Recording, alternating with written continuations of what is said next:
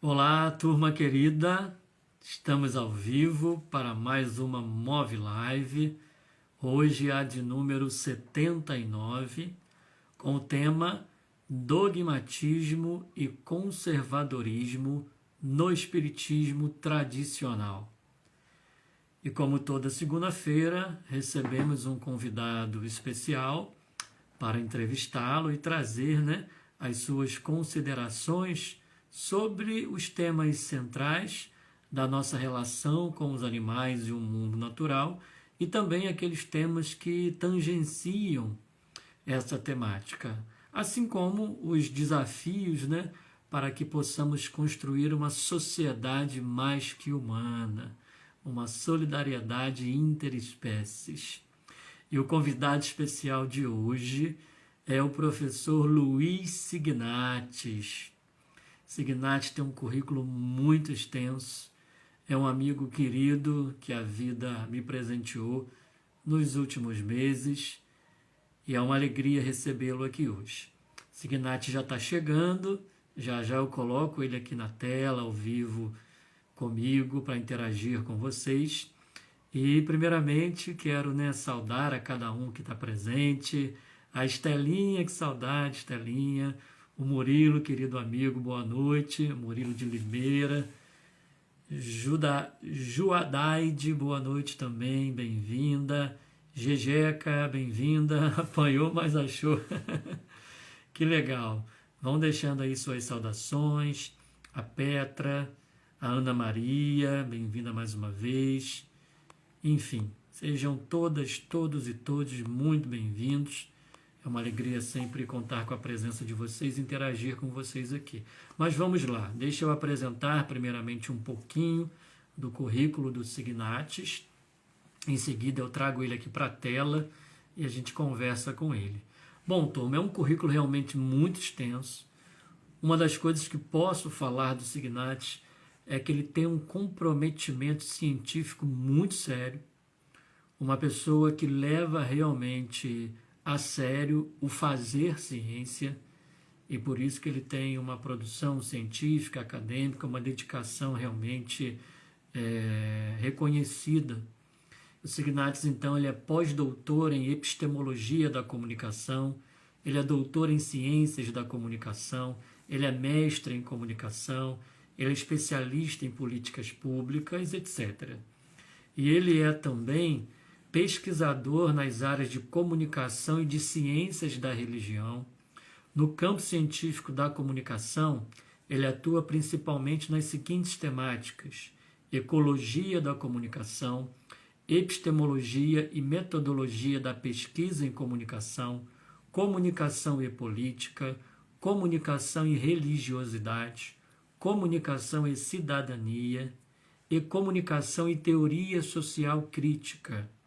E na área das ciências da religião, ele dedica-se ao estudo do espiritualismo brasileiro, com enfoques ecológico, antropológico, sociológico e comunicacional. E ele também coordena os núcleos de pesquisa em comunicação, cidadania e política da Universidade Federal de Goiás e também o núcleo de comunicação e religiosidade também da Universidade Federal de Goiás. E ele também coordena o grupo de pesquisa interdisciplinar sobre o espiritualismo brasileiro e internacional, o grupo Interespírito, da PUC de Goiás. E o Signates ele tem apontado em suas pesquisas o problema do conservadorismo e do dogmatismo no espiritismo tradicional. Ele também propõe uma teoria social no espiritismo, do qual venho estudando e realmente estou muito admirado com o trabalho que ele realizou. E ele, de forma muito sistemática, muito fundamentada, muito bem elaborada, não só aponta os problemas do conservadorismo, do dogmatismo e outros, como também oferece soluções de maneira muito técnica, muito organizada e muito fraterna. E os problemas apontados pelo Signates, como o conservadorismo e o dogmatismo, eles são problemas que dificultam muito, em nosso entender, enquanto MOVE, o avanço da ética animal no meio espírita, dessas propostas de harmonia nossa com os animais e o mundo natural. Então é muito importante dialogarmos sobre isso, entender as razões, entender como podemos superar o conservadorismo e o espiritismo, no espiritismo e o dogmatismo no espiritismo. E como não sou bobo, claro que convidei o especialista, que é o querido Signat, né, nosso professor. Vou recebê-lo aqui. Espero que dê tudo bem com a conexão dele. Bem-vindo, bem-vinda quem chegou, Andréia, Toca dos Lobos, Antônio, Signat, professor, meu amigo, bem-vindo. Boa noite, Rafa, tudo bom? Você está me escutando bem? Sim, muito bem. Ótimo. Maravilha. Então a conexão Prazer tá enorme boa, né? com vocês. Prazer enorme estar com vocês. Muito honrado eu me sinto pelo convite e especialmente pela apresentação generosa que você acaba de fazer. Nós do MOV temos um carinho especial por você, né? Estamos realmente muito felizes de te receber aqui. Então receba daí um abraço coletivo de toda a turma do MOV, que tem aprendido bastante com você nos últimos tempos. Obrigado, querido. Então, para começar, separei aqui umas 3 perguntas para te fazer. E a primeira delas, que eu sempre faço aos convidados aqui nas MOV Lives, é a seguinte: nos fale um pouco sobre você. Quem é Luiz? De onde você fala? Qual é a sua trajetória no espiritismo e acadêmica também? E o que te motivou a desenvolver as pesquisas, né, progressistas que você tem desenvolvido sobre o espiritismo? Um pouquinho de maneira resumida para a gente, quem é você, meu amigo? Tá, eu sou um jovem professor de 62 anos de idade, que no ano de 1975, quando eu tinha apenas 15 anos de idade, eu li o livro Nosso Lar, presenteado por uma amiga de infância, e aquele livro transtornou a minha cabeça e eu comecei a fazer leituras febricitantes. E em março de 1976, eu passei a frequentar aquele que na época, eu não sei se é até hoje, mas na época era o maior centro espírita do estado de Goiás, chamado Irradiação Espírita Cristã, que fica na Vila Nova, aqui em Goiânia. Eu sou de Goiânia, Goiás, nascido aqui e sempre morei aqui. E me tornei espírita, cheguei a ser diretor, um ano depois me tornei diretor do departamento de cultura, que cuidava dos estudos da mocidade espírita dessa instituição. No ano seguinte, eu fui eleito presidente da mocidade e comecei uma trajetória de estudos, comecei a fazer palestras nos centros espíritas. E no final dos anos 70, início dos anos 80, fui convidado por um professor da Universidade Federal de Goiás, que havia sido presidente da Federação Espírita do Estado de Goiás, a sair da irradiação e ir trabalhar na Federação Espírita. Nessa época, desde 1979, eu fazia o curso de jornalismo na Federal e eu iria para a Federação para contribuir lá no então chamado Departamento de Divulgação Doutrinária. E trabalhar com a área de comunicação, que era a área vinculada à minha atividade para a qual eu estava sendo formado profissionalmente. Eu fui para lá, mais ou menos 1979 para 80, e passei a dirigir o Departamento de Divulgação Doutrinária. Ao longo dos anos 80, refletindo a respeito, estudando a respeito dessa questão, então já formado como jornalista, a Ângela Moraes, que foi uma companheira que era jovem, mais jovem do que eu, e que trabalhou comigo naquela época. Hoje ela é colega minha, professora da Universidade Federal de Goiás também, fez um mestrado e doutorado em análise do discurso, é hoje uma das referências em análise de discurso na área de comunicação no estado de Goiás. Então era eu, a Ângela, também jornalista, e um jornalista antigo de Goiás chamado Erasto Valim Franco, que já desencarnou, e nós, juntos, num debate dentro desse departamento de divulgação, começamos a efetuar uma crítica da ideia de divulgação doutrinária, por achá-la monológica, por achar que era um sentido de comunicação que tinha um certo autoritarismo dentro dele. E aí nós forjamos o conceito de comunicação social espírita. Esse conceito foi inventado por mim, pela Ângela e pelo Erasto, o conceito de comunicação social espírita.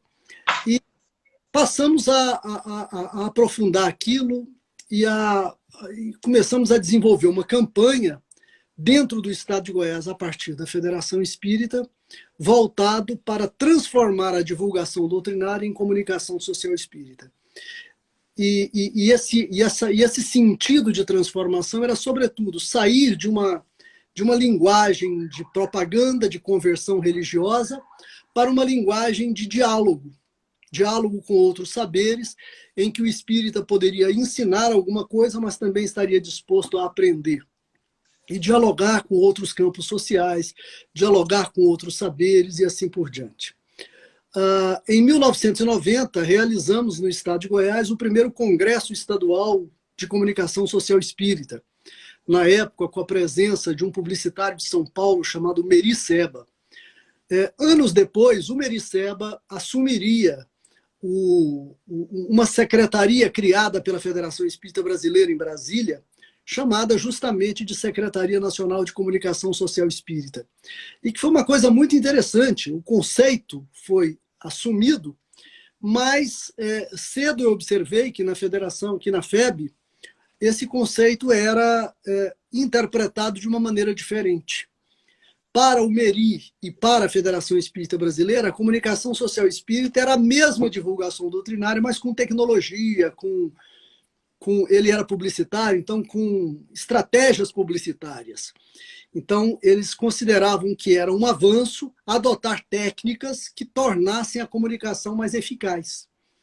Enquanto que o nosso trabalho, o nosso pensamento não era esse. O nosso pensamento era transformar uma coisa que era monólogo num diálogo.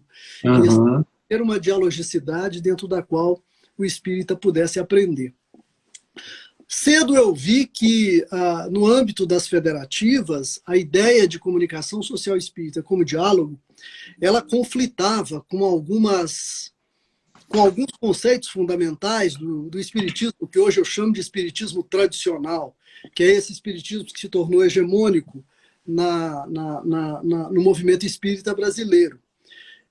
A ideia que nós fazíamos de comunicação social espírita, de uma perspectiva de relação de diálogo com a sociedade, ela era profundamente conflitiva com a noção de pureza doutrinária. Isto é, era preciso que a gente se abrisse o próprio pensamento para aprender coisas novas, para alterar a nossa maneira de pensar, se a gente quisesse, de fato, entrar eticamente, com legitimidade, numa situação de diálogo. Claro, nós teríamos direito de preservar as próprias crenças, mas de maneira nenhuma poderíamos entrar num diálogo com uma ideia pré-estabelecida de considerar que o pensamento diferente do nosso fosse errado e que o nosso pensamento era aquele que era certo por antecipação. Essa noção, que é uma noção mais dogmática, a ideia de dialogicidade que comportava o conceito de comunicação social espírita rompia com isso. E muito por essa razão, a Federação Espírita Brasileira e as federativas em geral não adotaram essa perspectiva, assim como aparentemente não adotam até hoje, e a gente acabou, de certa forma, evoluindo pouco na dinâmica daquilo que a gente propunha.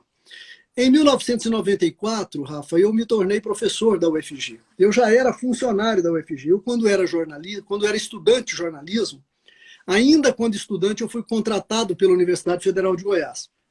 Me tornei funcionário, jornalista, trabalhei na rádio da Universidade Federal de Goiás por longa data. Hoje eu sou até aposentado nesse cargo. E em 1994 eu prestei um outro concurso dentro da própria universidade e me tornei professor do curso de jornalismo da UFG. Isso em 94. Em 95 eu fiz esse curso de especialização em políticas públicas que você falou. Em 96 eu me licenciei, fui para Brasília fazer o mestrado em comunicação na UNB. Emendei esse mestrado com o doutorado. Em 1 ano e 11 meses eu terminei o mestrado e já com a vaga garantida na USP. Fui para São Paulo, passei 3 anos lá, estudando profundamente. E no iniciozinho de 2001, já com 41 anos de idade, eu me tornei doutor em comunicação e voltei para a universidade para dar aula. Bem neste ano, em 2001, quando eu retornei, houve uma eleição do Conselho Deliberativo da Federação Espírita do Estado de Goiás. Eu, naquela época, ao longo da pós-graduação, cheguei a ser vice-presidente de comunicação da Federação do Estado de Goiás. E nessa época, sobre a presidência daquela mesma pessoa que me convidou para a federação no final dos anos 70, que foi o professor Humberto Ferreira, que então ele era vice-reitor da Universidade Federal de Goiás. E eu sempre tive uma convivência muito boa com ele. Foi um dos espíritas mais extraordinários que eu já conheci. Ele desencarnou este ano, salvo engano, depois de ter se mudado para uma cidade do interior de São Paulo.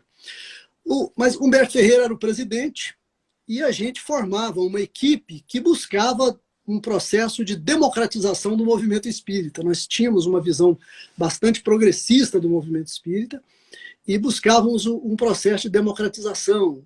Fizemos a mudança dos estatutos da federação. Naquela época, o Centro Espírita não votava. Por essa mudança, eles passou a votar. Mas aí havia um grupo muito conservador dentro da federação, que era justamente o grupo que presidia a federação antes do professor Humberto assumir, e esse grupo se movimentou no sentido de romper, de certa forma, digamos assim, com as regras das eleições. As famílias das pessoas foram até os dirigentes espíritas, pegaram procurações, e teve pessoas que votaram 5, 6, 7 vezes a mesma pessoa dentro da reunião da Assembleia que elegeu o Conselho Deliberativo, que ela quem elegia a direção da federação. Diante daquilo que eu considerei, na época, uma fraude eleitoral, né, e até hoje eu me arrependo de não ter entrado na justiça, de não ter brigado e tal, eu me comportei como um espírito tradicional, eu resolvi deixar a militância espírita depois dessa ocorrência. Eu já estudava muito política, já tinha doutorado, já tinha uma visão bastante ampla, completamente estabelecida das questões sociais e das questões políticas, e já buscava relacioná-las com o espiritismo. Ao mesmo tempo que eu fiz a pós-graduação, eu estudei muito o espiritismo, li teses de doutorado, li dissertações de mestrado. Assim, boa parte das pessoas que hoje são referência para falar de espiritismo no âmbito acadêmico, como é o Bernardo Leogói, a Sandra Jaqueline Stoll e algumas outras personalidades, estavam defendendo o doutorado naquela época. E eu li esses trabalhos ainda com o calor do forno em que eles haviam sido escritos. E eu já tinha uma visão crítica muito séria, eu resolvi, então, a partir daí, deixar a militância espírita. Desde então, isso foi no ano 2001, desde então, eu não sou mais militante espírita. Mas nunca deixei de me interessar e nunca deixei de estudar o espiritismo, só que passei a fazê-lo como pesquisador e como professor. Sim. E com a ocorrência da pandemia, no início de 2020, instado por um coletivo espírita de Curitiba, o Livre Pensar, e já observando as modificações que o espiritismo estava sofrendo a partir das movimentações de 2013, depois da queda da Dilma Rousseff, quando emerge o bolsonarismo com força dentro do movimento espírita, e aí várias correntes de esquerda e progressistas dentro do movimento espírita brasileiro se revoltam contra isso e passam a se mobilizar com a criação de vários coletivos. Eu já observando isso como pesquisador, instado pelo coletivo lá de Curitiba, o Livre Pensar, eu resolvi colocar de forma sistematizada as ideias que eu estava estudando a partir das referências científicas que eu dispunha no âmbito das ciências sociais e no âmbito das ciências humanas. E aí é que surgiu esse curso que eu passei para você, o curso de Teoria Social Espírita, e a gente passou a trabalhar isso de maneira muito forte.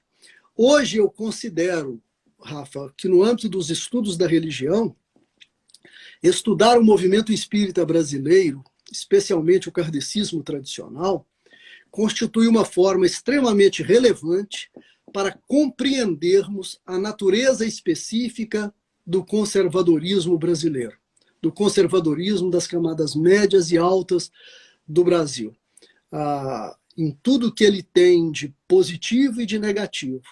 Então é aí tudo que eu tenho me dedicado atualmente.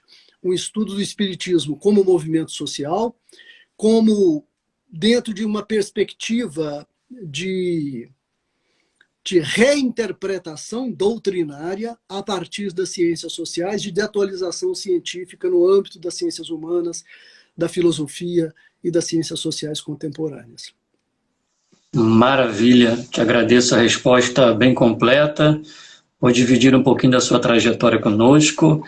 Até mesmo teve um comentário aqui da Gejeca Angel. Ela diz assim: nesse ponto eu me identifico com o professor. Interesso-me pelo espiritismo enquanto filosofia moral do espírito. Enfim, e diz mais que a resistência, né, para esse tipo de abordagem. Mas vamos lá, meu amigo, mais uma pergunta para você. Aqui no MOVE nós nos dedicamos a apresentar um espiritismo anti-especista, com aquela ideia de ética animal espírita que temos desenvolvido como proposta para debater no movimento espírita. E essa proposta ela une algumas ciências já consolidadas, como a ética animal, como a ética ambiental, e alia isso, né, à filosofia espírita, a ética espírita que traz aí o conhecimento da trajetória, do princípio inteligente e as noções de solidariedades interespécies. E a gente une, então, essas formas de pensar, essas ciências, e busca apresentar aí essa ideia, então, de ética animal espírita como tendo consequências práticas, no sentido de que o espírita, então, a partir dessa formação ecológica antiespecista, pudesse, então, ter atitudes ecológicas, ter atitudes fraternas com os seres não humanos também, não só individualmente, mas também na transformação social, para a construção de uma sociedade mais que humana. Notadamente, nós enfrentamos também problemas com o conservadorismo e com o dogmatismo no movimento espírita. Só para elencar alguns problemas, para te passar a palavra, há uma ideia de que a ciência da ética animal e da ética ambiental, ela que deve chegar no espiritismo, confirmando o espiritismo, e não o espiritismo precisa absorver esses conhecimentos da ética animal e ambiental. Há um problema que enfrentamos também, como se a obra básica do espiritismo, como se Allan Kardec não pudesse ser criticado, não pudesse ser atualizado, porque há algumas questões lá na obra básica que no entendimento da ética animal, da ética ambiental, não cabem mais hoje em dia. Então a gente propõe, né, algumas atualizações. Então, assim, tem uma série de problemas que esbarram, em nosso entender, no conservadorismo e no dogmatismo do espiritismo tradicional. Então eu te peço que nos explique os problemas que trazem o dogmatismo, o conservadorismo no espiritismo tradicional, quais são as suas raízes, como se manifestam e de que formas superá-los. Olha, Rafa, eu inclusive poderia até sugerir aos amigos que estão acompanhando a live, que têm interesse nesse assunto, que lessem um trabalho meu chamado Conservadorismo no Espiritismo Brasileiro, que foi publicado neste livro, Espiritismo, Sociedade e Política, organizado pela Dora Encontre e pelo Sérgio Maurício. A Dora Encontre é a presidente da Associação Brasileira de Pedagogia Espírita, e o Sérgio Maurício é o coordenador do coletivo Espíritas à Esquerda, que é, ao que me parece, o maior coletivo progressista de esquerda no espiritismo no Brasil hoje. Essas duas pessoas organizaram esse livro, gentilmente me convidaram para escrever um dos capítulos, eu escrevi esse texto, O Conservadorismo Espírita, em que eu tento dar uma conformação histórica para explicar por que o espiritismo brasileiro esse espiritismo tradicional se torna conservador. Esse texto, assim, eu coloquei na internet, ele disponível, só o texto, não o livro, claro, porque o livro, para você obter o livro, você tem que adquiri-lo, o que é justo, né? Mas o meu texto, eu coloquei ele disponível na internet. Então, se você não sabia. Legal. e digitar lá Signatos, Conservadorismo e Espiritismo, vai aparecer esse texto e você pode fazer eu fiz a fotografia dele, o escaneamento dele, você pode fazer o download e ler. Eu sugeriria que as pessoas que estivessem um pouco mais interessadas e que tivessem uma paciência maior de leitura, compulsassem esse texto, porque numa live assim é muito difícil eu passar todas as informações que são necessárias para que a gente tenha uma consciência disso. É extremamente importante que o espírita desenvolva a consciência do seu contexto, do contexto em que ele se encontra. O que é o conservadorismo, Rafael? O conservadorismo é uma posição social e política mais alinhada à direita. Os conservadores, no sentido político, estão à direita do processo e que tem como característica fundamental a preocupação em recuperar ou em preservar valores tradicionais e, com base nesses valores, resistir às mudanças que a sociedade eventualmente venha a propor ou empreender. Contrário à ideia progressista. A ideia progressista exprime uma insatisfação com o presente e defende que as regras sejam alteradas, que os valores sofram um processo de transformação, que eles devam ser mudados, que eles devem evoluir. Evidentemente, não que os espíritas conservadores não falem em evolução. É claro que falam, porque a evolução é um dos dogmas do espiritismo, né? A ideia de evolução. No entanto, o significado da palavra evolução, ele se modifica no espiritismo tradicional. O espiritismo tradicional considera que evolução é adequação a valores já estabelecidos, tidos como corretos, e enquanto que a postura progressista tende a fazer a crítica ao estabelecido numa busca por avanços. Então, você considerar que evoluir, você está numa situação em que você não está adequado a uma modalidade que é uma modalidade já estabelecida como correta. E que progredir é adequar-se a essa modalidade, isso é o sentido conservador da noção de evolução dentro do movimento espírita. E por que a gente fala que a gente vincula conservadorismo com dogmatismo? Porque qualquer ideologia, mas sobretudo as religiões, em qualquer meio ideológico, todo conservadorismo costuma ser ancorado numa espécie de dogmatismo. E o dogmatismo aí não é apenas o dogmatismo no sentido de considerar determinados textos fundadores como textos acima ou fora de qualquer possibilidade de crítica. Mas é tomar aquilo que é estabelecido e que é tradicional como parâmetro, e esse parâmetro considerá-lo como imutável, como universal, não raro, recebendo dentro das comunidades religiosas o sentido de uma lei divina. E é interessante observar que, por exemplo, se nós pegarmos a noção de moral no espiritismo tradicional, ou até em Kardec, você vai ver que ela traz essa concepção conservadora. Como assim?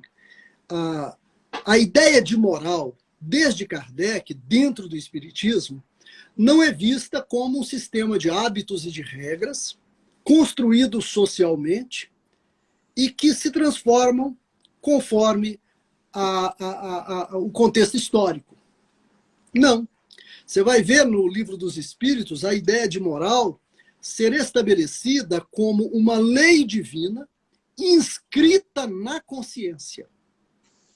E todo o processo de evolução ser considerado como sendo uma adequação a essa lei divina.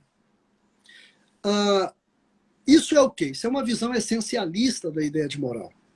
E é preciso dizer ao espírita que uma visão essencialista da moral, ela não se sustenta cientificamente mais. Ela não tem sustentação filosófica nem científica mais.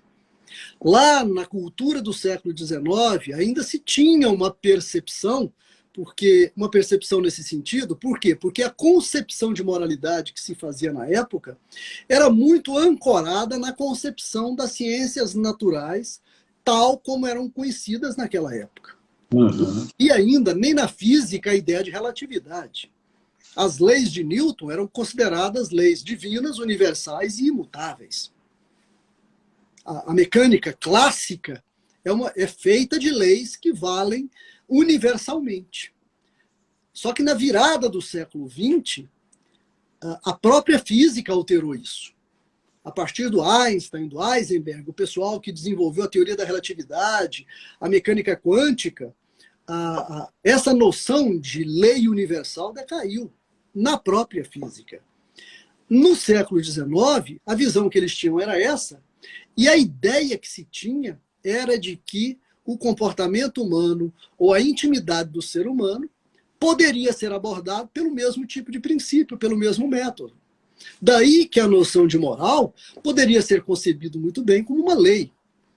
Allan Kardec, na parte terceira do Livro dos Espíritos, vai falar nas leis morais.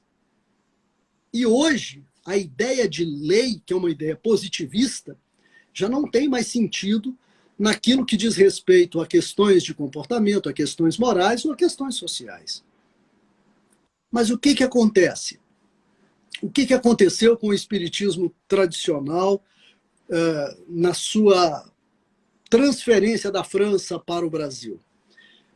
O Brasil recebe uma doutrina construída por intelectuais franceses, que foi estabelecida dentro de uma cultura que é a cultura francesa, a cultura europeia, e que foi trazida para o Brasil na virada do século XIX para o século XX, que era um país absolutamente sem cultura e sem pesquisa. Nós não tínhamos ciência própria, nós não tínhamos nem universidades nessa época.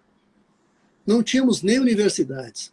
O modo como a gente recebeu foi um modo religioso. Isso, a Igreja Católica, no seu combate ao espiritismo na época, ao mesmo tempo em que ela combatia a maçonaria e combatia o catolicismo popular, no chamado catolicismo ultramontano, e que foi, inclusive, chamada a questão religiosa no debate com o imperador Dom Pedro II, no final do século XIX, e os espíritas fizeram parte desse debate, exigindo para si o direito à liberdade da religião, à liberdade do exercício da religião. É assim que o espiritismo se firma como religião no Brasil e, num país extraordinariamente desigual, transforma a noção de caridade, que lá em Kardec era uma virtude pessoal, numa atividade específica em imitação às caridades, às misericórdias católicas. Então, o espiritismo se conforma como religião, dedicado à assistência social, e é assim que ele se firma, assim que ele se estabelece. Evidentemente, como uma cultura estrangeira, de tipo europeia, que vem para um país como o Brasil, ele vai sofrer uma série de transformações de natureza cultural. De forma que hoje nós tranquilamente podemos dizer que o que nós chamamos de centro espírita, mesmo aquele padronizado pela Federação Espírita Brasileira, no livro Orientação ao Centro Espírita, o que nós chamamos de centro espírita não tem absolutamente nada a ver com aquilo que era a instituição fundada pelo Allan Kardec, a Société Parisienne d'Études Spirites, a Sociedade Parisiense de Estudos Espíritas. Nunca foi um centro espírita nos moldes como nós entendemos o centro espírita no Brasil.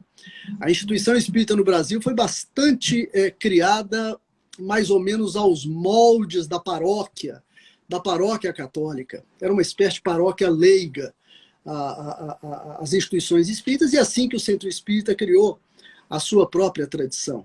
E, claro, houve aqui os processos de interferência das diferentes culturas, especialmente das culturas negras dos ex-escravos brasileiros. Essas culturas negras né, nós sabemos que a ideia de comunicação com espíritos não nasceu nem foi inventada pelo espiritismo, ancestral, e as comunidades negras africanas, que foram grandes civilizações em outra época, civilizações bastante desenvolvidas, aí a gente pode falar dos egípcios, da civilização macedônia, dos fenícios. Então, foram grandes civilizações, foram o berço da civilização humana, foi na África. E esses povos se comunicavam também com os espíritos. E dentro da escravidão brasileira, haviam todas as práticas dentro de uma cultura que é toda própria da cultura negra, e é lógico que isso criou ligações, criou formas de contato com aquela ideia espírita, aquela ideia europeia que vinha trazida por brancos e que vinha com uma legitimação civilizacional e racial muito forte, diante de um quadro cultural de preconceito e de desvalorização das culturas negras.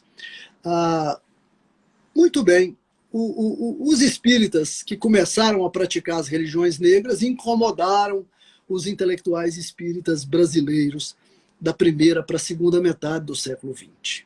E foi aí que se concebeu no Brasil o conceito de pureza doutrinária, que buscou ancorar o espiritismo autorizado, o espiritismo chamado de correto e possível, na obra de Allan Kardec.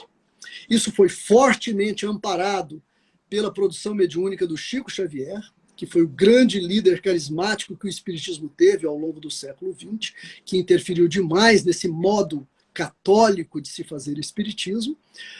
E olha que eu não estou dizendo essas coisas falando que são distorções, não. Eu não trabalho com a noção de distorções, mas que são atividades de transformação cultural que são normais acontecerem em qualquer cultura em que há esse intercâmbio de conhecimentos, de experiências e de produção de sentidos.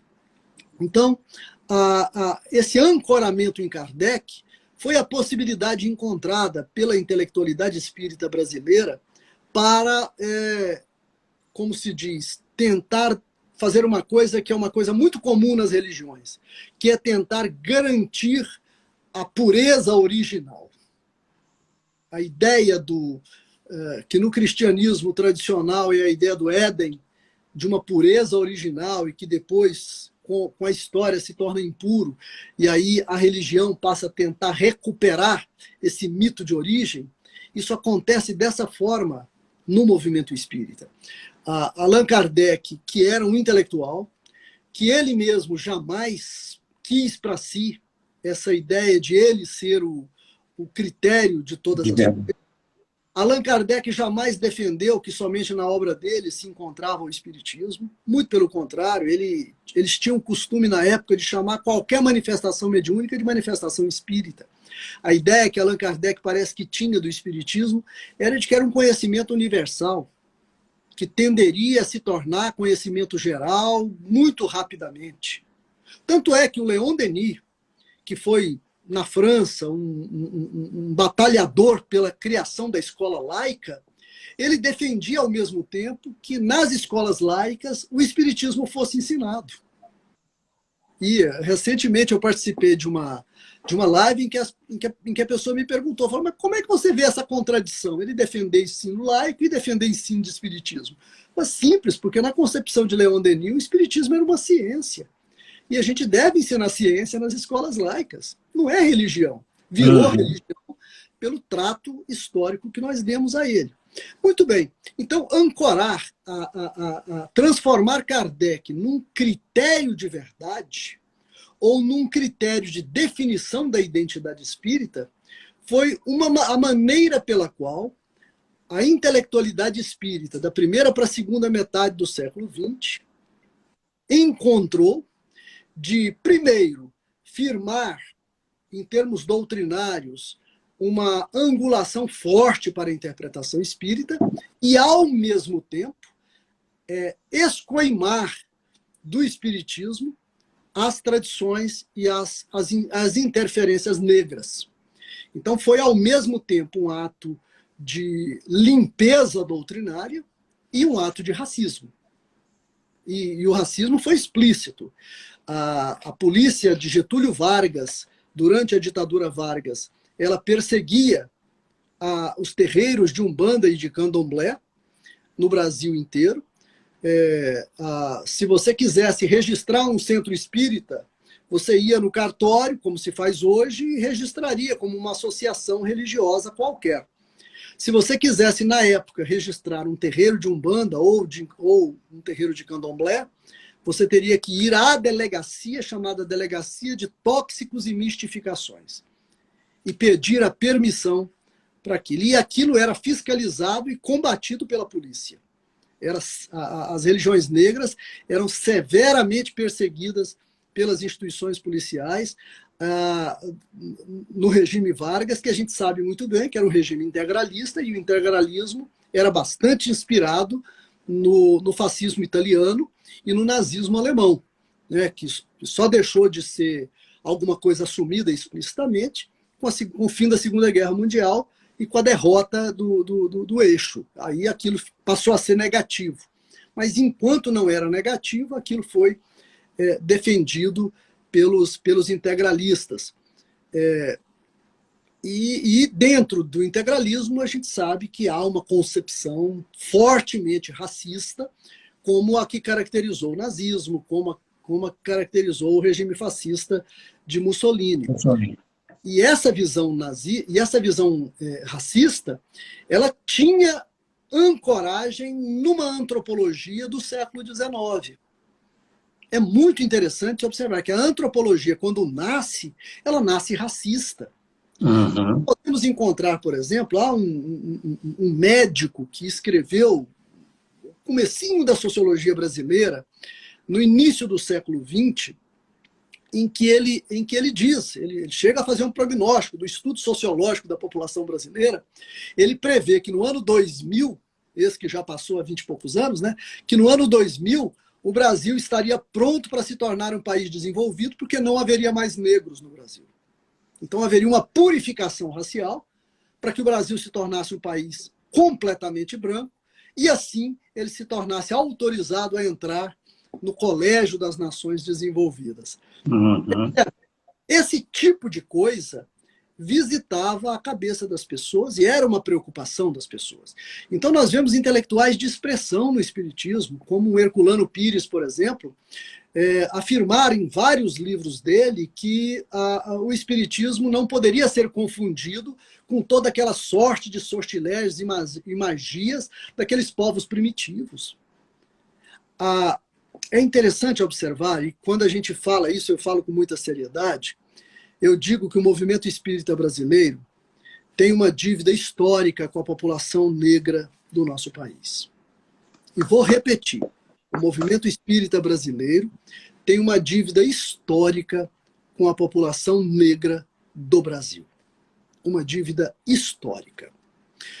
Nessa época em que as religiões negras eram perseguidas pela polícia, nós não encontramos, e olha que eu já procurei, uma única linha, eu não estou dizendo página, nem artigo, nem livro, uma única linha de autor espírita defendendo as religiões negras, os negros, a cultura negra, de praticar a sua religião. Nenhuma linha, Rafael. No entanto, nós temos livros inteiros combatendo essas religiões.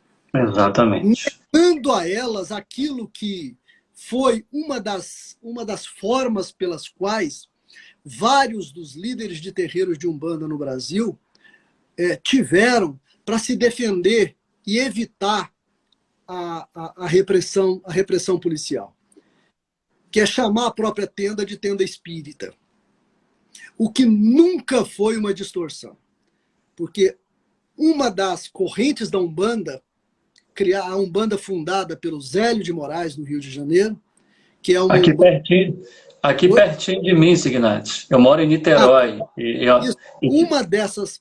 Essa corrente de Umbanda, ela nasceu espírita. Então havia por parte de pelo menos uma parte do movimento espírita, do movimento de Umbanda, o direito de se autodenominar espírita.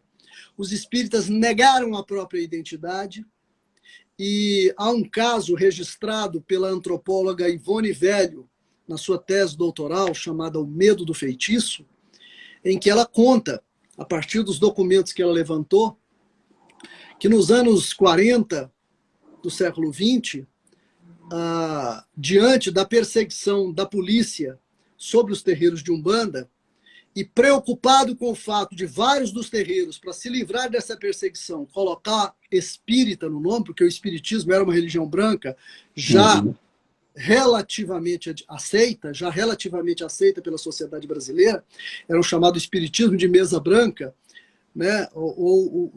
E a Umbanda chamada de baixo espiritismo. Os espíritas rejeitavam essa denominação.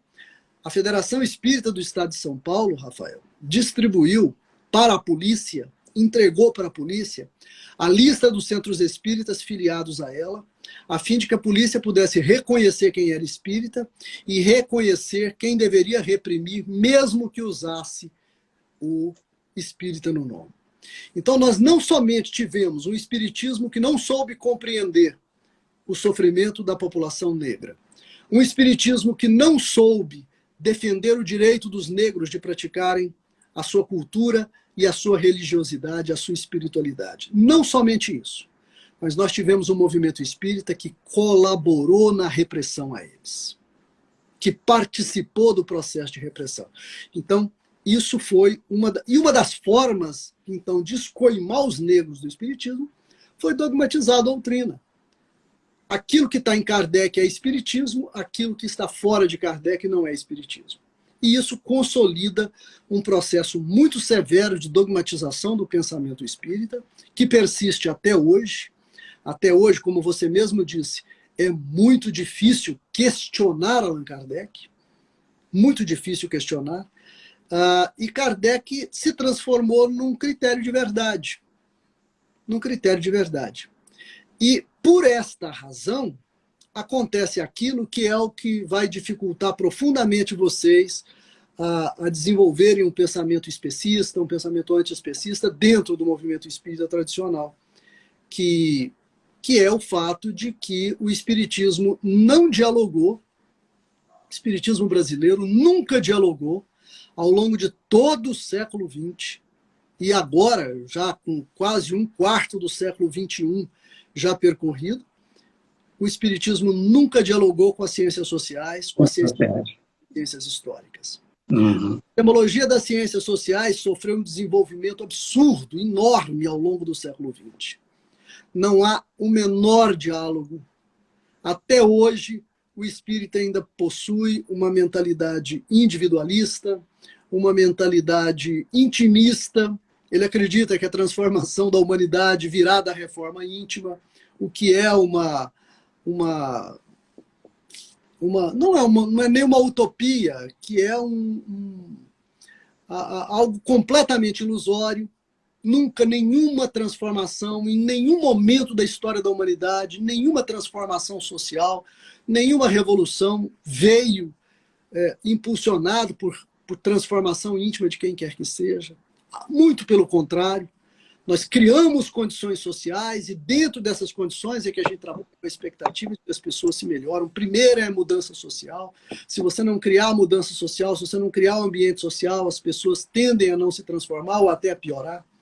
Então, essa noção individualista, intimista, positivista de pensamento ainda preside o espiritismo e é o que muito provavelmente faz com que essa mentalidade dogmática persista e ela reforce cada vez mais o conservadorismo existente, que é um conservadorismo, inclusive, que vai para o campo da interpretação política feita pelos espíritas tradicionais, mas esse é outro capítulo, mas que advém dessa ausência de um pensamento social mais forte dentro da mentalidade espírita.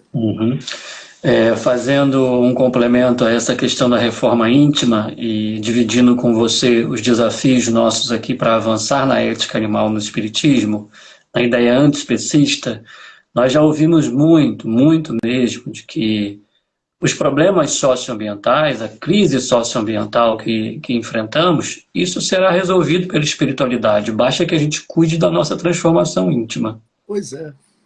Pois é, a religião tradicional, ela normalmente espera de Deus, espera do sagrado a transformação. Os judeus esperam a vinda do Messias, os judeus ortodoxos. Os cristãos tradicionais esperam o segundo advento de Jesus Cristo. Então, uma transformação viria trazida dos céus. E os espíritas esperam a reencarnação, a expulsão dos maus e a permanência dos bons a partir de um processo de migração planetária proporcionado pelo mundo espiritual. Eu costumo até dizer assim, fazer transformação social, tirando os maus e deixando os bons, qualquer um de nós faz, você não tem segredo nenhum para isso. O problema é você fazer isso aqui virar uma coisa que vale a pena. Então trabalha-se com muita mística e com muitos mitos. Agora, isso decorre, e não é uma coisa... É preciso que eu diga, inclusive, Rafael, que nada disso que eu estou falando constitui juízo moral sobre o espírita tradicional. Uhum.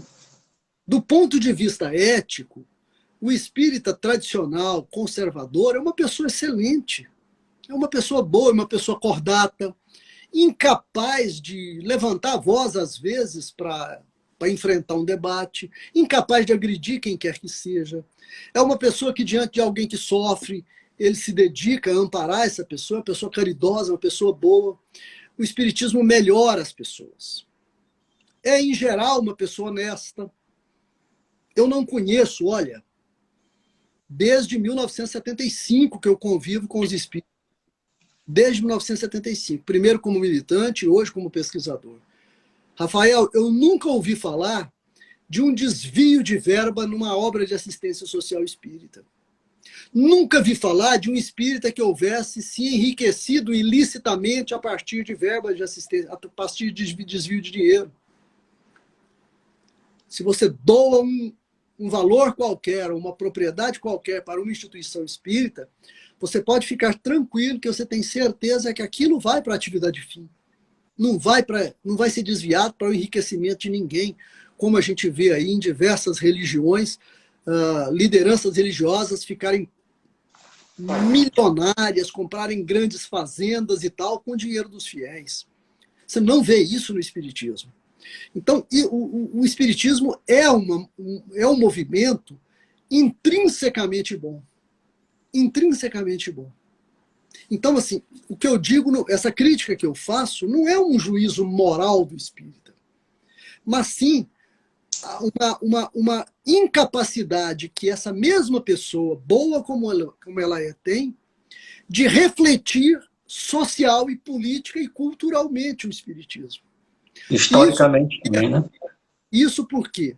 Porque a doutrina espírita, tal como ela está estabelecida em Kardec e nas obras do Chico Xavier, e nas chamadas obras básicas e complementares, a doutrina espírita, tal como ela está estabelecida e dogmatizada, não oferece os conceitos necessários para se pensar social, cultural e politicamente o espírito.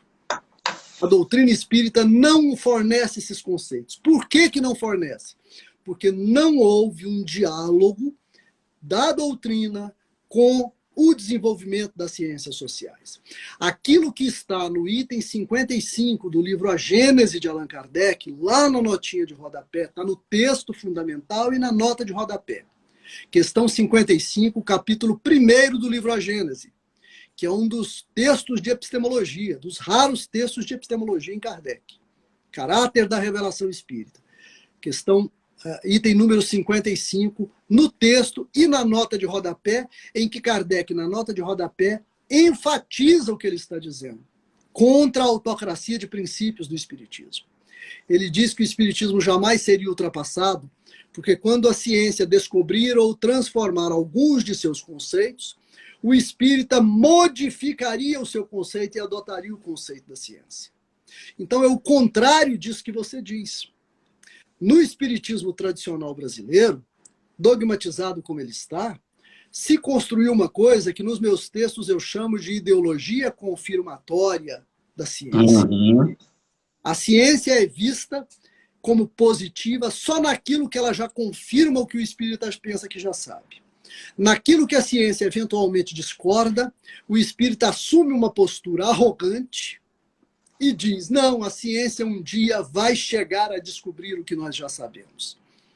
Mal percebe o espírita que ele faz isso ancorado num pensamento do século XIX que não se sustenta mais, nem epistemologicamente, nem filosoficamente, e muito menos se nós formos pensar a epistemologia das ciências sociais, que não é a mesma das ciências naturais. De forma que esse tipo de composto se adiciona a um outro de contexto, Rafael, que é a ausência completa de debate social e político dentro do movimento espírita. O espírita não debate a sociedade. O espírita não debate as leis. O espírita não debate as regras sociais. Ele não debate os movimentos sociais. Ele não debate os sistemas políticos, nem em alto nível. Ah, não, nós não podemos confundir espiritismo com política. Deve-se dar a Deus o que é de Deus e a César o que é de César. Só que o que o espírita não percebe é que se no século XIX o que se chamava de política eram as controvérsias e as brigas pelo poder, hoje o que se chama de política é o nome de uma ciência. Uma ciência. A política é o nome que se dá a uma ciência extremamente rigorosa. E o espírita não é capaz de discutir política nem em termos científicos. Ninguém está falando em trazer partido e fazer campanha dentro do centro espírita. Os evangélicos estão fazendo isso e estão colhendo frutos amargos disso em termos de perda de legitimidade para suas propostas religiosas. O espírita não deve cometer esse erro. Não se trata de partidarizar o espiritismo. Não se trata de trazer candidatos ou de fazer campanhas dentro do centro espírita. Mas se trata de discutir o processo político, os conceitos sociais e os conceitos históricos dentro do espiritismo. Se trata de atualizar o espiritismo em relação às ciências sociais. E como isso não foi feito, não há debate social dentro do movimento espírita.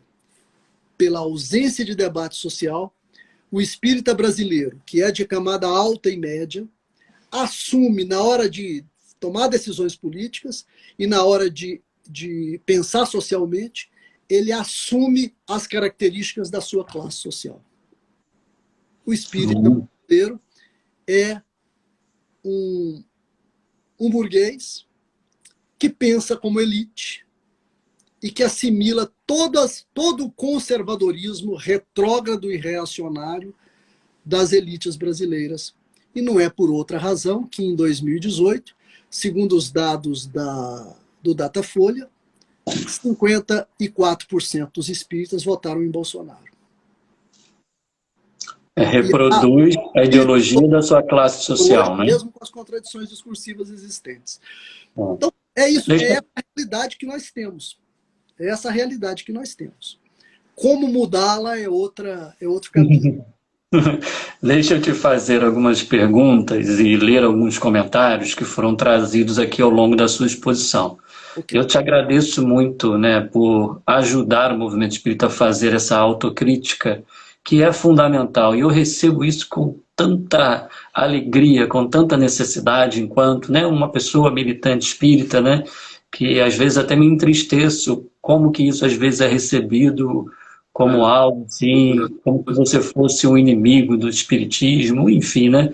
Você é um cientista, um pesquisador e está trazendo para a gente uma visão histórica, social, política, antropológica do espiritismo no Brasil e ajudando então com esse olhar, né, a avançar. Mas vamos lá, meu amigo. A Andréia fez um comentário aqui, quando você comentava lá atrás do conservadorismo espírita, e ela disse assim: uma sociedade mais justa e fraternal é uma visão compartilhada por praticamente todos os espíritas. Como conceber que não tenhamos uma visão progressista, como nos trouxe Kardec, e consigamos então promover a inclusão e a justiça social, a liberdade, o respeito, enfim. Deixa eu ler os outros também, para ver se você consegue... Como eu não entendi Como é o nome dela? Andréia. Andréia, ela comentou aqui como Toca dos Lobos, né, que é uma instituição que ela Isso. coordena. Tem um outro comentário aqui, o professor Vicente Ataíde, um juiz, um colega amigo do direito animal, está aqui agradecendo também a sua abordagem, diz que é uma extraordinária percepção e nada como conhecimento histórico que você está trazendo. E a outra pergunta é a seguinte, da Dorivânia 13. Então, podemos afirmar que temos vários espiritismos no Brasil? E ela faz uma outra pergunta. Não, agora é o Diego que faz outra pergunta. Essa pureza doutrinária que você refere foi uma prática racista? Pronto, a gente encerra com essas 3 perguntas. Se quiser que eu repita, só falar, tá bom? Não precisa não. Bom, eu vou começar pelo final porque está mais fácil. Diego, a pureza doutrinária, ela é uma prática de dogmatização. Ela assumiu características racistas no modo como ela foi praticada, como essa dogmatização foi praticada institucionalmente. Ela foi praticada na prática. Né? O modo como ela se efetivou historicamente, ela, de fato, assumiu uma conjuntura racista, porque era uma preocupação muito grave dos intelectuais espíritas, no final da primeira metade do século XX, escoimar as influências das culturas negras no espiritismo. Preservar o espiritismo puro significava preservá-lo dentro de uma modalidade europeia, dentro de uma cultura branca. E isso foi muito forte e teve enorme sucesso. Tanto é que hoje o movimento de Umbanda ele não tem nem mais o interesse de se autodeclarar espírita. Então não tem mais qualquer tipo de ligação. Mas nos anos 40, nos anos 50, por exemplo, eu me lembro, inclusive, de uma pesquisa antiga que eu fiz sobre o jornal Goiás Espírita. O Goiás Espírita é um jornal publicado pela Federação Espírita do Estado de Goiás e que o nascimento dele antecede a própria criação dessa instituição. Ele foi criado em outubro de 1947. E a Federação Espírita do Estado de Goiás foi fundada como União Espírita Goiana em outubro de 1950. E, ao longo de 3 anos, o Goiás Espírita fez, inclusive, a campanha para a criação dessa instituição federativa, que, na visão deles, proporcionaria a união, a unificação dos espíritas no Estado. O Goiás Espírita, do ano de 1955, eles fizeram, na época, uma edição especial desse jornal, que era uma coisa muito difícil de ser feita, porque era tudo tipográfico ainda. Uhum. Imprimir era muito caro nos anos 50 no estado de Goiás. Então, eles fizeram uma edição especial, e essa edição especial continha, inclusive, fotografias das instituições, o que era uma coisa vista com muita suspeita na época, porque o espírita dessa época acreditava que tirar fotografia era um ato de vaidade. Então, tinha isso dentro da cultura espírita, que era um pessoal muito simples, né? Goiás é um estado muito agrário, e naquela época ainda estava no processo de urbanização ainda. Então, e a coisa mais interessante do mundo, esta edição especial do Goiás Espírita de 1955 relata que eles tiram fotos dos centros espíritas, das instituições espíritas que compõem o movimento espírita em Goiânia. E é uma coisa mais interessante do mundo. Dessas instituições estavam terreiros de Umbanda, a instituição que eu frequentei, a Irradiação Espírita Cristã, no tempo de mocidade, na juventude, ela nasceu terreiro de Umbanda. Ela nasceu chamada Tenda do Caminho. E era um terreiro de Umbanda, que se tornou kardecista nos anos 60, depois que o seu fundador, o engenheiro que ajudou a construir Goiânia, chamado Augusto Colombino de Bastos, havia já desencarnado. A União Espírita Goiana, fundada em 3 de outubro, data de aniversário de Kardec, em 3 de outubro de 1950, foi fundada dentro de um centro espírita, que não existe mais, chamado Centro Espírita Bezerra de Menezes, que ficava na Avenida Contorno, em Goiânia, e que era um terreiro de Umbanda. Nos anos 55, quando houve essa edição especial, faziam parte os terreiros de Umbanda, fazia parte a comunhão do pensamento, a comunhão esotérica do círculo do pensamento, E fazia parte a Fraternidade Rosa Cruz, o templo de mãos postas da Rosa Cruz. Era espírita, era considerado como espírita. O pessoal da teosofia, o pessoal da antroposofia, o pessoal da comunhão do pensamento, que eram os estudos esotéricos. A Legião da Boa Vontade surgiu espírita, Alziro Zarur era um orador espírita. Uhum. Então, o processo de institucionalização do espiritismo brasileiro promoveu, a partir da ideologia da pureza doutrinária, essa purificação que foi a expulsão do espiritismo de todas essas possibilidades de espiritualidade, essas possibilidades de diálogo. Mas o objetivo fundamental, e isso é muito explícito nas numerosas publicações que existiam, o objetivo fundamental era retirar as religiões negras. Tanto é que autores famosos como Herculano Pires e Deolindo Amorim publicaram livros inteiros sobre isso. O Deolindo Amorim, o famoso livro dele sobre africanismo e espiritismo. Então, a ideia de retirar por raça era fundamental. Era fundamental. Com o esoterismo, eles até que dialogavam, mas com as religiões negras não era possível eles considerarem o diálogo, e por esta razão eu diria sim, Diego. A pureza doutrinária teve uma aptidão racista muito forte nesse período do espiritismo brasileiro, e isso configura, a meu ver, isso é uma interpretação pessoal minha, uma dívida histórica dos espíritas para com os negros do Brasil. Signado. Aí, rapidinho, Rafael, com relação às outras duas perguntas, a questão da evolução, perguntado pela Andréia, eu diria que o problema acontece, Andréia, Allan Kardec, de fato, era evolucionista e ele denomina o espiritismo como progressista. Quem inventa a palavra progressista para falar de espiritismo é Kardec. Né? Então, até por razões dogmáticas, a gente deveria dizer que o espiritismo é progressista. Só que na concepção tradicional atual do espiritismo brasileiro, tudo evolui. O espiritismo é uma doutrina evolucionista, sem dúvida nenhuma. Tudo evolui, menos o espiritismo. Menos a ideia espírita.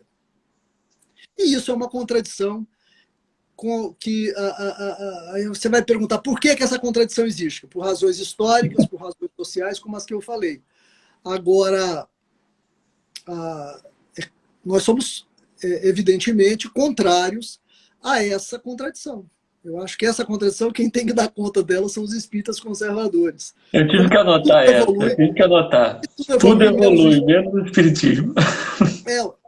A resposta que o conservador dá é uma resposta muito interessante. Ele fala, não, o espiritismo pode evoluir sim, mas quem tem que fazer a evolução não somos nós, são os espíritos superiores.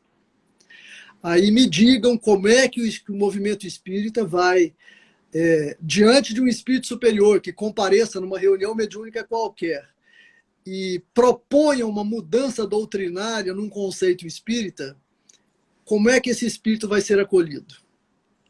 Se ele não vai ser um pseudo-sábio ou considerado um obsessor, um espírito inferior, por mais superior que ele seja. Percebe? Então, esses desenvolvimentos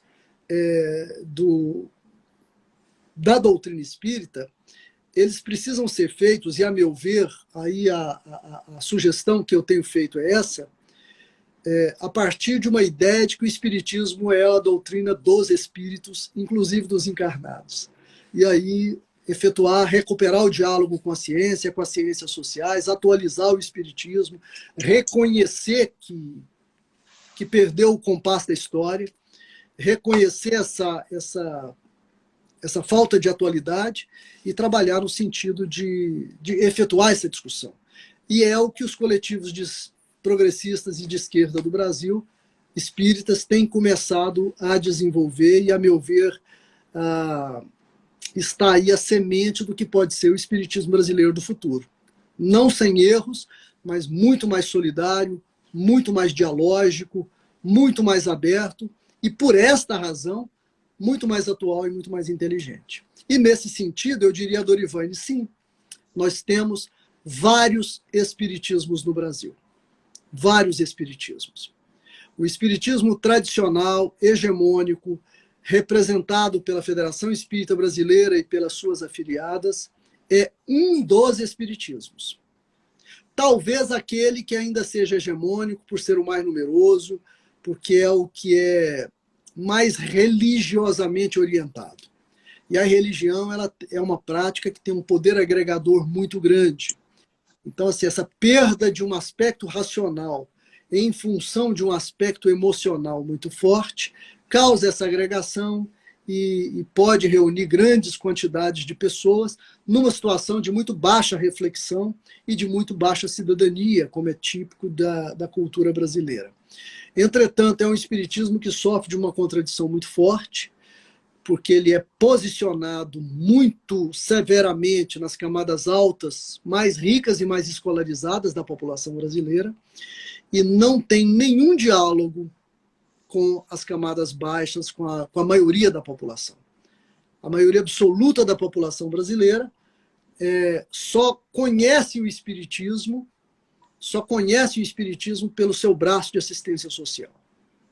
Não conhece o espiritismo como filosofia, não conhece o espiritismo como projeto de vida, e não faz isso exatamente porque a doutrina espírita, tal como ela está tradicionalmente estabelecida, ela é a cara da elite econômica brasileira.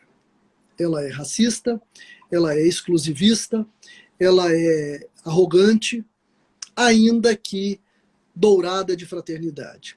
E a relação de caridade, a relação de assistência social estabelecida é uma relação em que essa assistência é feita, mas sem que haja nenhum tipo de compartilhamento do movimento espírita com essas camadas mais baixas da sociedade. Eu considero que essa é uma contradição extraordinária. É impressionante, companheiros. É impressionante. É quase que inacreditável você observar uma realidade histórica que é uma realidade patente. O movimento espírita brasileiro, desde o seu surgimento, no final do século XIX, convive todos os dias. Não estou falando semana, mês ou ano. Todos os dias, o movimento espírita brasileiro convive com a miséria das periferias das cidades brasileiras. Todos os dias, os espíritas estão junto com os pobres e com as pessoas miseráveis do Brasil. Há quase 150 anos. E até hoje, quando o IBGE vai às ruas e faz a pesquisa do censo, o espiritismo está posicionado nas camadas mais altas da sociedade brasileira. A pergunta que eu tenho feito aos espíritas é essa: como é possível? O que é isso que vocês fazem? Que caridade é essa que vocês fazem que preserva a desigualdade e a segregação social? Como é possível um movimento inteiro devotado à caridade, devotado ao bem, conviver todos os dias com os pobres e jamais, 150 anos depois, jamais se misturar com eles? Como é possível isso acontecer? Onde é que está o problema? Muito provavelmente, a caridade que vincula os espíritas às pessoas pobres, é também a caridade que promove a separação. É também a caridade que mantém a desigualdade social. E como o espírita não discute desigualdade social, muito pelo contrário, a tendência espírita é culpar as pessoas que sofrem pelo seu sofrimento. Eles não enxergam as estruturas de produção da desigualdade social. Por causa que isso acontece, isso passa desapercebido da maioria das pessoas. Eu já vi lideranças espíritas com dezenas, com décadas de dedicação, ao escutarem isso de mim, ficarem surpreendidos, ficarem como que admirados, porque nunca tinham pensado nisso. E isso também me chama a atenção. Como é que é possível o espírita passar décadas dentro do movimento espírita e não pensar numa coisa dessas? E essa ficha não cair. Precisar de alguém como eu, que é meio que de fora hoje, dizer. Mas eu acredito com muita sinceridade que esse tipo de contradição é a semente para um debate que este sim pode ser transformador. Uhum. Este sim pode ser transformador, porque o espírita tem dever moral, tem dever ético de romper com essa contradição. Como ele vai fazer isso é algo que eu, como pesquisador, vou observar e relatar depois e falar, olha, era assim e mudou, que bom. Mas ainda não mudou. Nós ainda estamos numa situação uma situação muito trágica, em que o país mais desigual do mundo, um dos países mais violentos do mundo, um dos países mais injustos do mundo, tem uma religião extraordinariamente caridosa, generosa, mas cuja caridade, cuja generosidade é mantenedora da desigualdade social. Não que o espírita tenha que mudar o Brasil. Não, mas o movimento espírita tinha que ser alterado. Eu não convivo com grandes maiorias de população e permaneço elite. A impressão que me dá, Rafael, é que o espírita é aquele cara que mora no bairro rico ou que mora no condomínio fechado e que sai desse condomínio fechado uma vez por semana, passa lá 2, 3 horas com as comunidades pobres, serve uma sopa, dá uma cesta básica, faz alguma coisa por eles, depois volta para o seu condomínio fechado e diz assim, olha, eu posso dormir sossegado e tranquilo, sem me preocupar com a desigualdade, com a injustiça social do mundo, sem me preocupar com o sofrimento das pessoas, porque eu fiz a minha parte. Eu fiz a minha parte, durmo tranquilo. E a desigualdade do mundo é culpa deles. É culpa das próprias... Os pobres e os miseráveis estão passando fome por culpa deles mesmos. É karma, né? É karma, é coisa de reencarnação passada e por aí vai. E a gente cria explicações que terminam por justificar uma situação que deveria indignar todos nós. Que indignava Kardec, que chegou a dizer que numa sociedade regida pela lei do Cristo ninguém pode passar fome. Está lá em Kardec. Então, assim, Kardec tinha a sua consciência social da época, sem dúvida nenhuma. Muito maior, às vezes, do que tem os espíritas hoje. Então, mas isso é fundamental refletir. Cabe a nós, pesquisadores, Rafael, escancarar essas contradições para eles. Isso mesmo. Com toda tranquilidade. Com toda tranquilidade. Cabe a nós, pesquisadores, mostrar com tranquilidade os equívocos que estão, inclusive, nas obras básicas, para que eles sejam repensados. Para isso o convite, exatamente. E eu acho, Ignaz... Há vários espiritismos e eu prevejo aí uma época em que um novo espiritismo que surja com consciência social e política, ele vai disputar a hegemonia com esse espiritismo tradicional. Ou seja, Signati, é preciso aquela grande virada do lema fora da caridade não há salvação para o lema fora da justiça social não há salvação. E eu digo mais, fora da justiça social e ambiental não há salvação. Eu diria até que o espiritismo nem religião de salvação né? É uma religião de iluminação, uma religião evolucionista. Sabe que essa coisa da salvação pela graça de Deus é uma coisa que o espírita não admite. E ele sabe que a construção da felicidade, ou a construção do mundo melhor, é uma construção nossa, é uma construção coletiva nossa. E, a meu ver, o espiritismo tem muita contribuição a dar aos movimentos progressistas no Brasil. Mas é preciso superar determinados dogmas ou superar determinadas ideologias que mais atrapalham do que ajudam. Essa ideologia da pureza doutrinária precisa ser abandonada, substituída pela ideia de Kardec de razão que enfrenta face a face, de enfrentar a razão de cada época face a face, um diálogo com a ciência, diálogo com a filosofia, diálogo com o que há de melhor de intelectual, e com uma orientação de percepção do social, uma orientação de percepção do desenvolvimento das ciências sociais, bafejando de iluminação ou oxigenando o pensamento espírita. É fundamental escapar dos processos de dogmatização e de exclusivismo doutrinário. O fato de haver vários espiritismos é uma virtude. O espiritismo é uma cultura que contaminou várias das tradições filosóficas e religiosas espiritualistas no Brasil. Há um sem número de pequenas filosofias e de religiosidades que possuem inspiração espírita. Muitas no Brasil.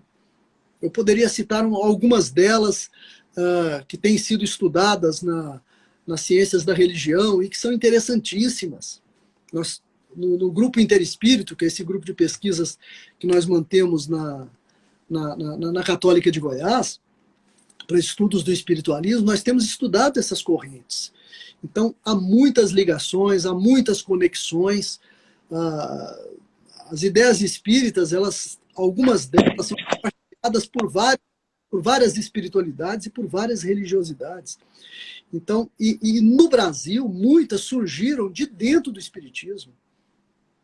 Surgiram a partir da mentalidade espírita, a partir de inspiração, por inspiração espírita, certos ou errados, mas são religiosidades todas elas dignas de respeito. Então há sim vários espiritismos. O espiritismo tradicional, conservador, hegemônico no Brasil, é um dos espiritismos disponíveis. Nós temos o espiritismo laico, que é um espiritismo que não se pretende religioso, praticado a partir do pessoal de Santos e do Rio Grande do Sul e algumas cidades do Nordeste. Nós temos espiritismos voltados para o desenvolvimento de ações sociais e políticas, que são esses coletivos espíritas. E nós temos diversas formas de correntes espiritualistas em convivência. O que falta é dialogar, aprender junto e evoluir o pensamento. Inclusive tem um espiritismo aqui, num tal de Movimento pela Ética Animal Espírita, isso, né? Isso. Que estão construindo pautas extraordinariamente contemporâneas e que é fundamental. Agora é fundamental, o Rafael, não somente que o espiritismo adote essas pautas, mas é fundamental que as pessoas interessadas nessas pautas, como essa de vocês, sejam capazes de repensar o espiritismo em função dessas novas ideias. Quais são os conceitos espíritas que devem ser repensados a partir dessas novas ideias? Eu acho que a noção de evolução das espécies, por exemplo, dentro do estudo de vocês, deve sofrer uma revolução importante. Sim. E aí é preciso repensar a evolução do espírito à luz dessas questões. Eu tenho trabalhado no sentido, por exemplo, de questionar a ideia de superiores e inferiores, dessa classificação de ordens e classes dos espíritos. Hierárquica. Uhum. Isso é uma coisa meio eugênica, meio eugenia. Tem uma inspiração eugênica que não deu muito certo ao longo do século XX, que acabou inspirando o nazismo. É claro, nunca a gente vai dizer que a ideia espírita vai inspirar nazismo, muito pelo contrário. É a mesma coisa para a questão animal, tá? Essa superior e inferior, nós no MOVE, né, nós questionamos, a gente tenta apresentar uma proposta para pensar diferente isso. Isso, então é preciso questionar essas coisas, tentando observar o espírito por um outro olhar. Observar o espírito a partir de um outro olhar. A gente tem falado, olha, todos nós, cada um de nós, é melhor do que outros e pior do que os outros ao mesmo tempo. Né? Eu costumo dizer, por exemplo, uma vez eu me comparei ao Emmanuel, o mentor do Chico Xavier. Né? O espírita tradicional, claro, vai achar que eu estou obsidiado e que isso é de uma arrogância sem nome. Mas eu uma vez falei que eu gosto muito do Emmanuel. Falei isso para um grupo de espíritas laicos, que não gostam do espiritismo religioso e, por causa disso, rejeitam a literatura escrita pelo Emmanuel, através do Chico Xavier e de outros médiuns, inclusive o Valdo Vieira. E para eles, eu falei, gente, eu tenho uma admiração profunda pelo Emmanuel. Primeiro, que eu sou jornalista, eu sou da comunicação e o texto do Emmanuel é um texto formosíssimo. Como escreve bem aquele espírito. Como é bom para escrever. E segundo, ele é um teólogo moral, Rafael, de primeira expressão. Eu já escutei teólogos do cristianismo tradicional, teólogos da teologia católica, ao lerem textos do Emmanuel, ficarem admirados com o grau de profundidade que o Emmanuel tem numa interpretação moral das Escrituras Sagradas. Então, se considerar estudos da Bíblia, que aí tem os biblicistas, tem o pessoal que estuda teologia muito a sério, a partir de metodologias filosóficas, a partir da hermenêutica filosófica. Eles estudam a exegese e a hermenêutica dos textos sagrados, das bases do cristianismo. Nós temos no nosso programa, inclusive, um professor que estuda a Bíblia, mas que também conhece muito o Alcorão. Então, são textos sagrados. A linha de pesquisa no programa de Ciência da Religião da PUC chama-se Literatura Sagrada. E nós já tivemos um doutorado em literatura espírita. Já tivemos uma pessoa que formou-se como doutor estudando literatura sagrada espírita, que é a relação da Bíblia com os textos espíritas e tal. Então é perfeitamente possível estudar isso. E esse pessoal estuda isso a sério.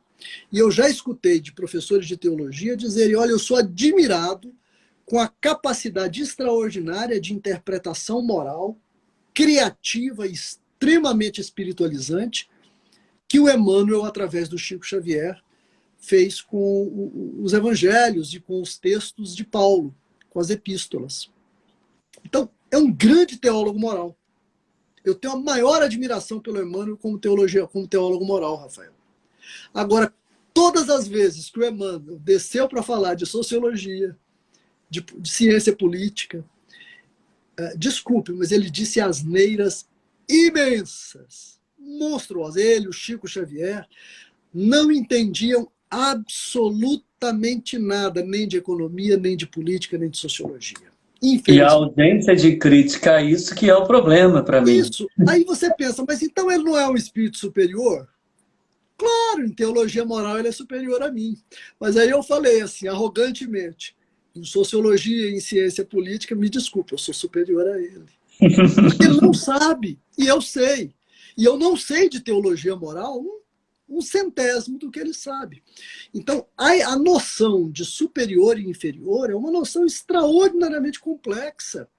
Não dá para você adotar esse tipo de critério positivista de botar os seres humanos em caixinha. Mas não dá mesmo. Então, é preciso repensar os conceitos.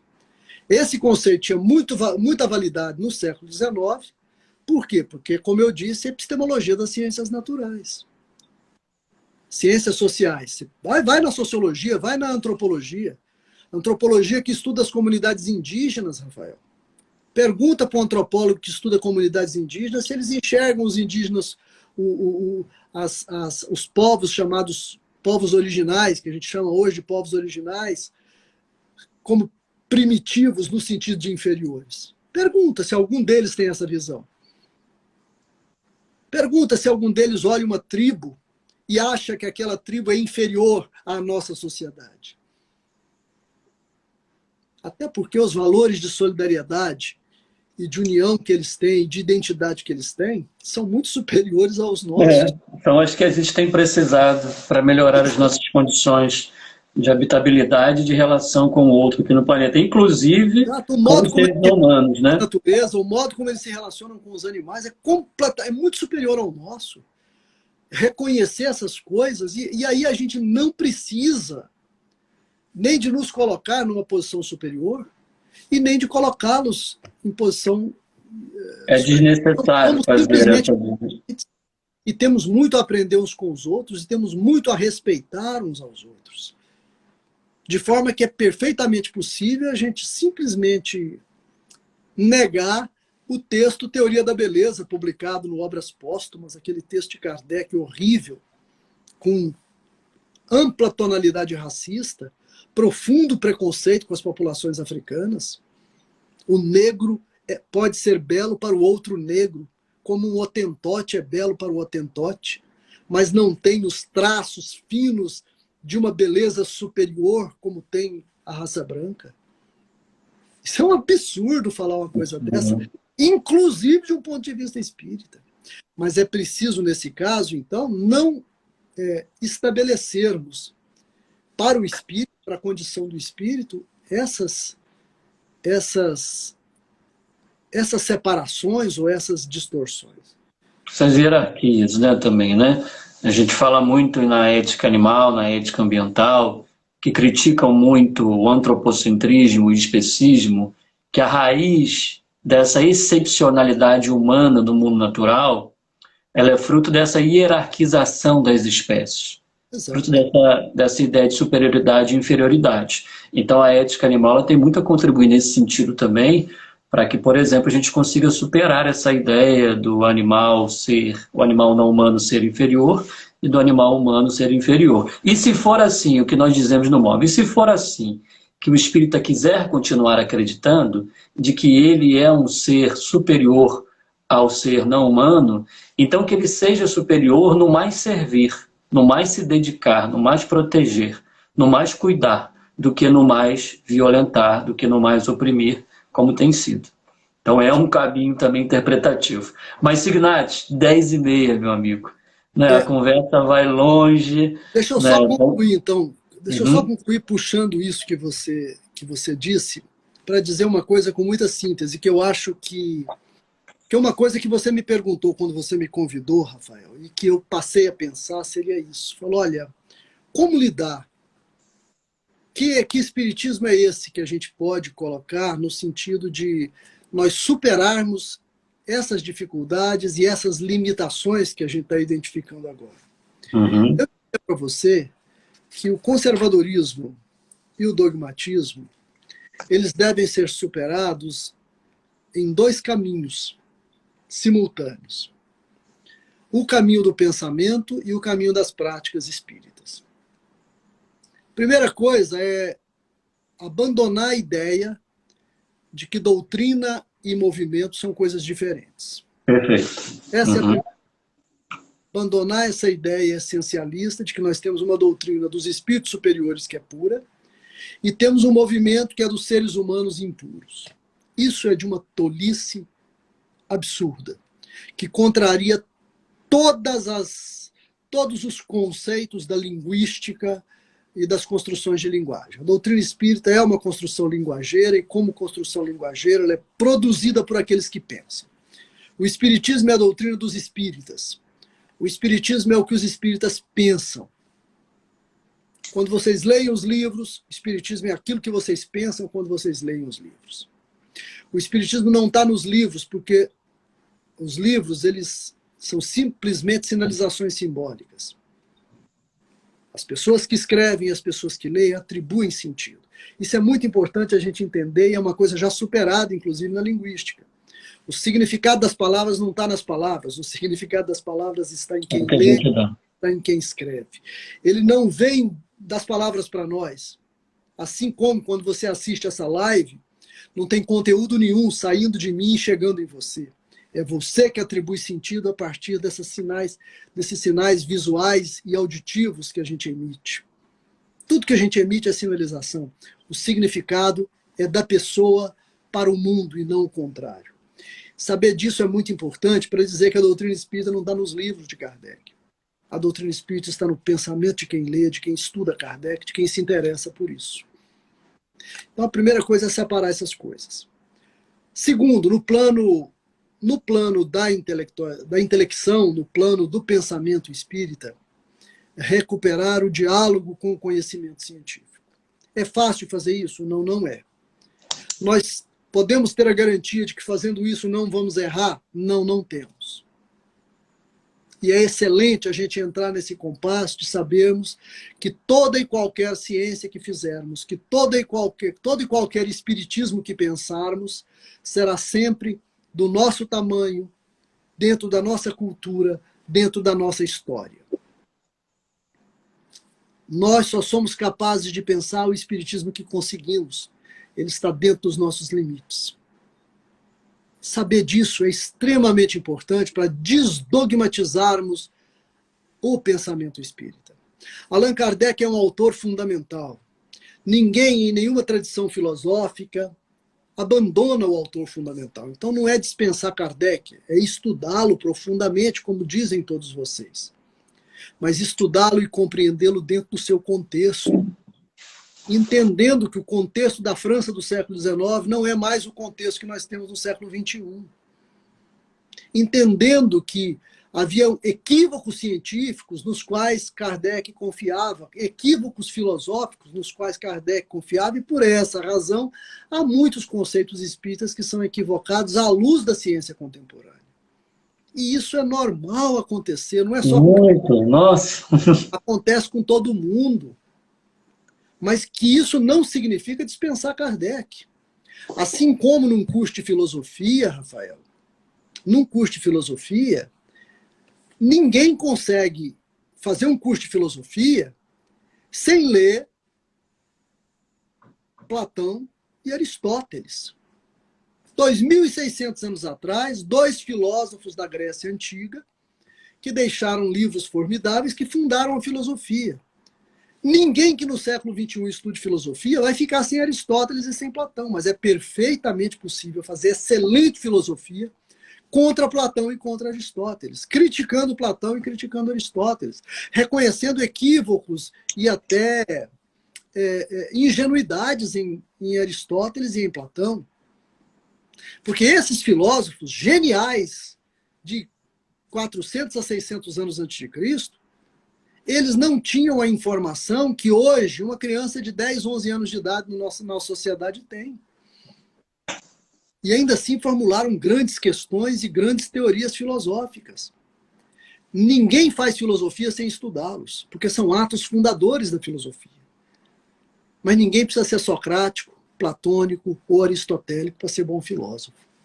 E Aristóteles, Ignatis, na nossa área aqui da ética animal, Aristóteles, para a nossa área aqui da ética animal, Aristóteles é um dos fundadores daquela ideia hierárquica do ser, da cadeia, né? Da cadeia do ser, né? E traz a ideia de um antropocentrismo finalista, onde tudo foi criado para servir aos interesses do humano.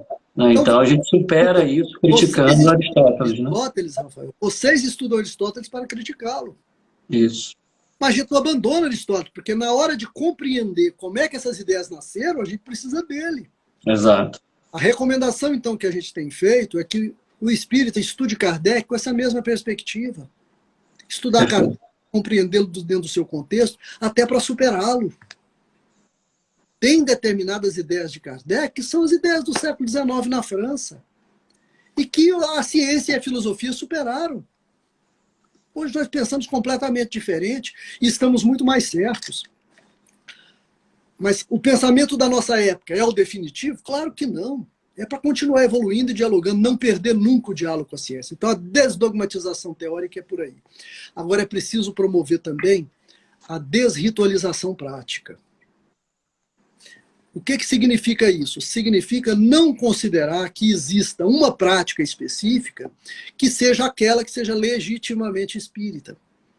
Mas que podem haver vários ritos igualmente espíritas, desde que determinados elementos de princípio sejam satisfeitos.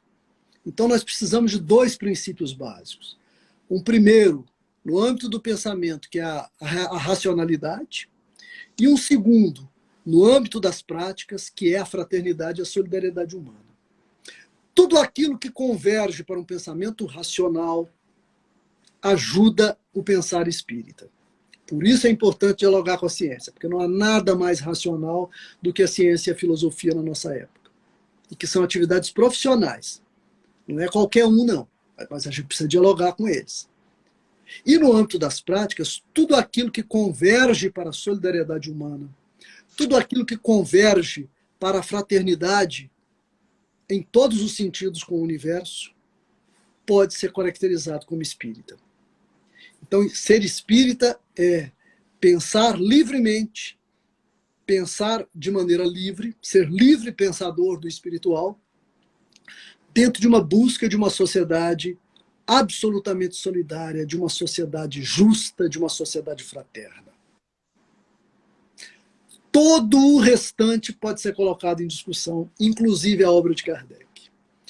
Eu acho que, seguindo esse caminho fundamental, eu acredito que os resultados eles se darão a conhecer na medida em que o desenvolvimento social for acontecendo. O Espiritismo é uma grande filosofia. É uma das coisas mais extraordinárias em termos de pensamento que o Brasil tem. Agora, decaído no dogma e decaído nessa ritualização a pretexto de unificação, ele tem se tornado cada vez mais uma religião de gueto, uma religião de segregação, uma religião de classes altas e uma religião feita simplesmente para pacificar a consciência das camadas altas, para que elas não se importem com a desigualdade brasileira. Pela caridade, promover a indiferença social. Isso é fundamental que seja repensado. Caso contrário, meus irmãos, o Espiritismo pode até prosseguir como movimento, mas não trará nenhuma transformação significativa dessas que a nossa sociedade tão sofrida, tão violentada, necessita. É isso. Maravilha, Signati. Eis o professor Luiz Signati. Eu quero agradecer a turma que tem participado aqui no chat, mas infelizmente eu não consegui trazer tantos comentários muito interessantes e perguntas, mas fica aqui o convite, né, para que vocês estendam esse diálogo com o professor Signati, conosco. E como pergunta final para você, Signati, tem muita gente perguntando aqui sobre livros, sobre cursos. Então fala bem rapidinho onde as pessoas podem te encontrar, como estender, né, esse diálogo contigo. Olha, eu tenho um site pessoal que você pode acessar pelo signates.com.br. Esse site tem lá um sistema de comunicação por e-mail, por mensagem ou por WhatsApp que chega até mim. signates.com.br, você entra, você pode conversar comigo. Eu não garanto responder de uma hora para outra, mas assim, eu não deixo sem resposta, não. E uma coisa que é muito importante é que eu tenho um curso, de fato, que eu chamo de Espiritismo e Teoria Social, que o Rafael conhece. E se vocês entrarem em contato com o Rafael, ele está autorizado a compartilhar os links no YouTube desse curso. São 8 aulas em que a gente formula um pensamento social espírita à luz da ciência contemporânea. E são vídeos no YouTube, mas que não estão em modo público, de forma que se você entrar no meu perfil ou procurar pela busca no YouTube, você não vai achar, porque eles estão em modalidade de curso e eles foram feitos para eu estabelecer um diálogo com a comunidade espírita progressista sobre esses assuntos, antes de oferecê-lo ao grande público. Mas eu, neste momento, estou concluindo um livro voltado para esse curso e produto também de todos os debates que a gente fez as 3 vezes em que, desde 2020 para cá, as 3 vezes em que eu apliquei esse curso e debati com comunidades espíritas específicas, desse debate eu refundi todos os conteúdos e estarei, provavelmente, no mês que vem, agora em setembro, publicando um livro com todo esse conteúdo, e esse livro é para ser disponibilizado, se não gratuitamente, praticamente de graça para todos aqueles que quiserem lê-lo, dentro de um formato que eu estou começando a construir agora, que é um formato de diálogo também, e de a pessoa que adquirir, ele receber de tempos em tempos atualização em relação a este livro. Nesse livro, por exemplo, não consta ainda a ideia do antiespecismo, que é uma ideia que tem sido trazida pelo grupo aqui do Ética Animal Espírita, e que eu estou começando a estudar agora, mas que eu demando um certo tempo a fim de que a gente possa incluir, mas que com certeza, mais dia menos dia, eu vou conseguir, a partir desse diálogo, aprender com vocês e incluir essa temática nesse livro, que tenta repensar o espiritismo a partir das teorias sociais. Mas eu devo publicar esse livro, e quando eu tiver publicado, com certeza eu quero marcar aqui uma outra conversa com vocês, para poder distribuir esse livro para vocês e a gente poder abrir um diálogo com mais densidade, com mais profundidade. por enquanto, o que eu tenho são esses 8 vídeos que eu disponibilizei para o Rafael, e o Rafael tem inteira autorização para repassar a quem ele achar que deva. Né?